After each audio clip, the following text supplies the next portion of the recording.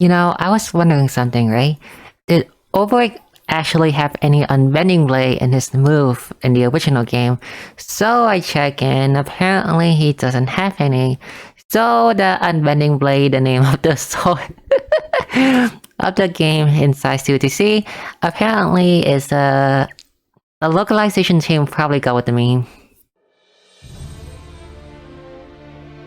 Olberic is a warrior from the original Octopath Traveler game, and also the last one to be added into the game. Though I wish there's one thing about him, though, is I wish they at least give him some sort of multi-hit, but all his hit are considered one hit only and hit very hard. The only thing he has multi-hit of is his 3 to 5 hit spear, and unlike other characters who, like Xanda or Hannet, who has some borrowed weapon type from the pet, this one actually has decent potency to it. If 1000 spear go off 4 or 5 times, then it's pretty much better on the average because the potency total is either 260 or 325 total. Although this speed skill move alone isn't really enough to make him a good speed DPS though, but the high potency the move had and the fact that he has higher base attack normal can make him a good option to bring as a speed DPS. He has 2 other nuke in his skill, and one is his 290 sword and the other one is his 260 lightning. Although the 260 lightning is because of Olberic low magic stat, it's not really worth using. His 290 nuke will be good if you have other sword multi-hit option, but since he lacked that, it doesn't really help a lot though, so he had to rely on other sword user. Honestly, I'd rather have a 3x80 potency sword multi-hit than a 1x290 sword nuke, cause multi-hit is better here than the potency of power. His other skill that he used as a tank sometime is Defend, which has 2 special properties to it. The first one is that unlike Trestle he codes priority, Olberic can use his move and act first even after the enemy recovers from break. Usually the action that the enemy used after recovering from break has the most priority of any skill in this game and override over other priority skill, but Defend is the one skill that can bypass this. The second thing is more related to his passive, so I'll talk about it later. Olberic's first passive is unconditional 30% damage up, and unconditional damage up is always good in this game. The second passive makes you think of one thing, right? Wait, if we direct all attack to Olberic, isn't that just a taunt? Well, yes, this functionally acts just like a taunt normally. This does not redirect AoE attack to him, so everything here functionally works like a taunt. But the one thing that it can do though is that it bypasses any enemy that cannot be taunted. So for example, you can use this against Gatru, and although Gatru cannot be taunted, Gatru, you can still redirect Gatru attack to Olberic.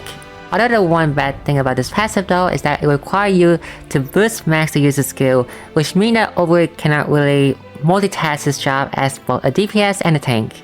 If you use up all the BP for Olberic Defend, then you don't really have enough BP for his 290 sword nuke, and vice versa, and the Defend without boosting is just damage mitigation to Olberic, which is kind of, well, suck. One way for you to use this though is that if you know when the enemy is going to use the big damage move, then you can use it and tank properly, cause not only you take all the non-AoE attack, you also have damage mitigation to up to 60% to all of the attack.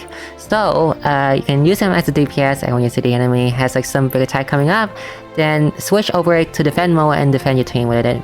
Olberic ultimate level 10 priority on a scale 1 to 5. It's a 1 in this case, which means that it's not worth it to level up his ultimate to 10 at all and just use all the stone for either awakening or save it for future exchange. His ultimate is a single sword nuke, and the difference between level 9 and level 10 is just some potency difference, so therefore just focus on awakening him and don't level 10 him, okay? Olberic might have some really strong sword nuke, but his lack of multi-hit really does hurt him. This isn't like CotC, where CotC also has one hit move only, but CotC's bow move at least they can inflict blow defense down up to 25%. If CotC does not have that, then he will not be used as much. For Olberic, he doesn't offer much besides just big sword damage, so why bring Olberic as a sword DPS? We can bring other sword unit like maybe Corrin. He has multi-hit and he also has a very strong nuke. His other weakness is that why does Defend require 3 BP for him to properly tank attack in the first place? As the skill been reduced down to maybe only consume 1 BP per defend rate, then at least this can be useful since you can like conserve and know what tank and when to attack and stuff like that. But the fact that it required 3 BP mean that you had to focus him as a tank and not really as a sword DPS. Currently Ian, ignoring the fact that he doesn't have multi-hit at all, Olberic is the best sword DPS output in the game right now. Although for me, I am currently waiting for another sword user who should arrive very soon. He can also do what Olberic does, but in exchange for a slight bit less damage, he is way more versatile than him. In the land of the rising sun, everything Olberic do is someone else just do it better than him. In terms of pure sword DPS, there's other sword user who can also hit way harder than Olberic on top of having multi-hit. In terms of being a sword tank, there's at least 3 other sword tanks who can do his job better than him, and even 1 is free on top of that. In terms of tanking and redirecting attack to Olberic, he's been power creeped by a girl in a bikini where she can do it every single turn, instead of like Olberic where he has to wait until he has 3 BP to use it. In short, Olberic excels at nothing over there, and he doesn't really see much usage anymore.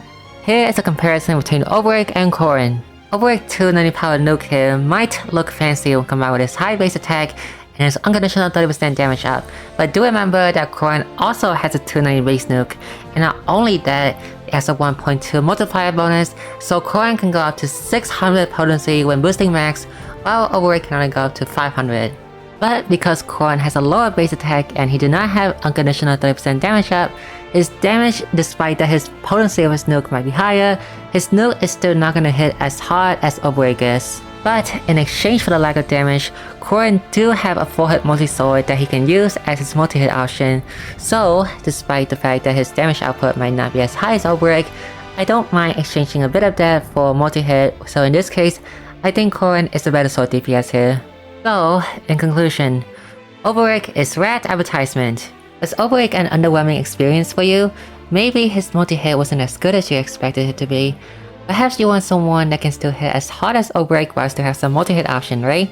Well, in that case, ta-da! Introduce to you the handsome masked man named Rat, and definitely not Erhard.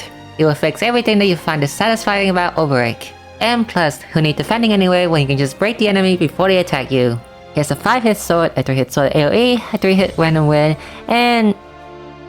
oh wait, that's it. On top of having a lot of multi-hit skill, Rat can also choose whether he wants to go first or not, which makes him extremely versatile, and not only that, it also makes him really good as a professional kit hunter. And the best part of all is that his damage is not that lower than Olberic. And plus, later down the line when hitting the damage cap is very easy, Olberic is capped at 9999 damage, but since Rat split his strongest move into 5 different hits, damage cap isn't really a problem for him since he barely hit any damage cap at all. Oh, and unlike Olberic, not Erhard ultimate is very strong, and it would be nice if you have it level 10. Not mandatory though, but it would definitely help him out a lot. So therefore, in conclusion, you want a good sword DPS, then wait a few more weeks for Rat to come. As for people who got Olberic from affiliate banner, well, his defense will become very handy in the upcoming drop tower down the line, so don't worry much about it.